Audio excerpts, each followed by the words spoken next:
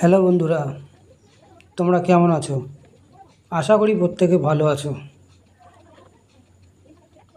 আজকে আমি একটি টমের ছবি আঁকছি কালো মার্কার পেন ব্যবহার করে।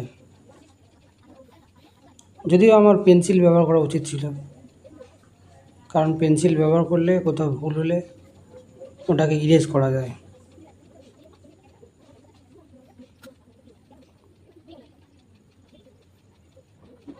আস্তে আস্তে আমি এটা অঙ্কন করছি। ছবিটি যদি তোমাদের ভালো লাগে তাহলে একটা লাইক করে দিও এবং আমার চ্যানেলটা সাবস্ক্রাইব করে নিও।